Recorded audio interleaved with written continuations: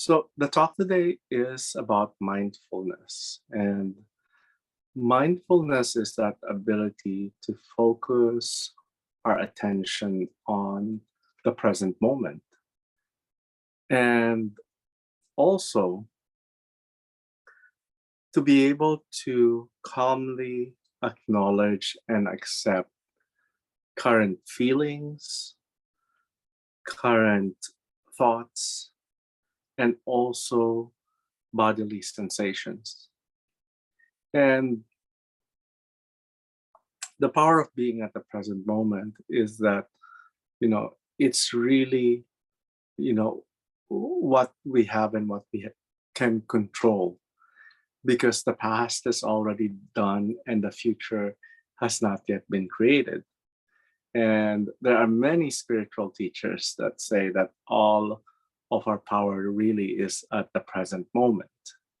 And so just by being aware and present and non-judgmental of whatever thoughts, whether it's positive or negative, feelings, positive or negative, and also bodily sensations, if we, you know, don't judge it and just be aware of it, not resist it, not, exaggerate it, then, we have the most power at the present moment.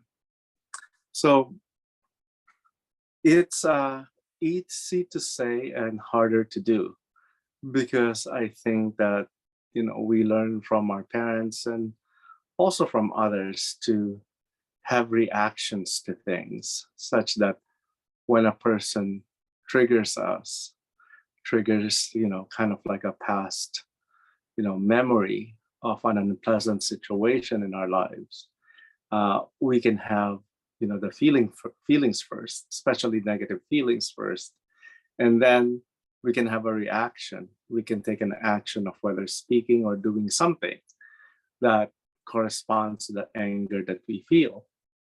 So mindfulness just asks us to be still and to observe, so that when somebody says something that is unjust, for example, and I feel an irritation or an anger welling up, instead of reacting, I'm going to just observe my feelings and my thoughts. And spiritually, I think of that as like the soul kind of observing, the thoughts, the soul that's observing the emotions generated by the thoughts. And then, even, the physical sensations, especially when we're angry, for example, like your ears might turn red. You can feel like flushed, you can feel a tightness in your neck, or, this, kind of like this little fire in your belly. So it's not labeling it as bad and not resisting it or not judging ourselves or like not acting from it, but just curiously observing it, not reacting, accepting it. Because as you know, emotions are not permanent and thoughts are not permanent. So when we just allow it to like pass through, it's gonna eventually like fade. But isn't it interesting that when we resist it, it seems to persist longer? And or when we feed it, you know, with further negative thoughts or further unjust thoughts, then we get more angry. So, you know, it's a good thing to practice. Um, so uh, I remembered like today that I was at work, and um, there was an issue with a patient who was dizzy and her blood pressure was low and she was a fall risk.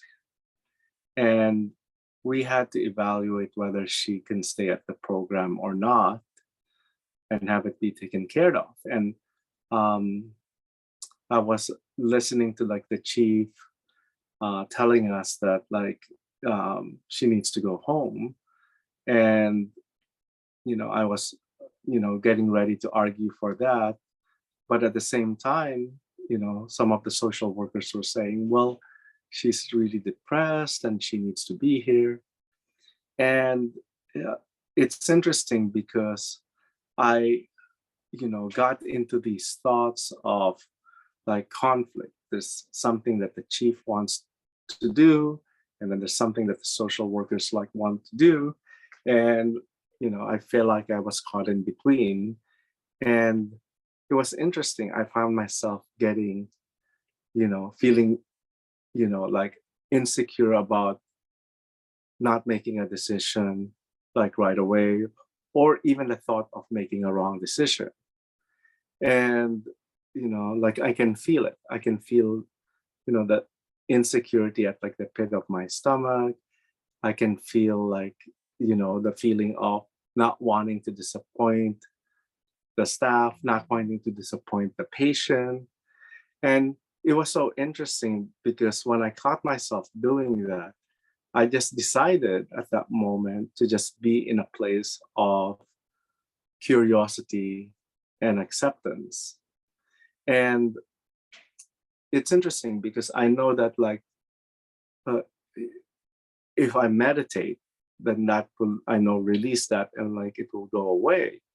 But that was not the time to like meditate because I was in the middle of dealing with things.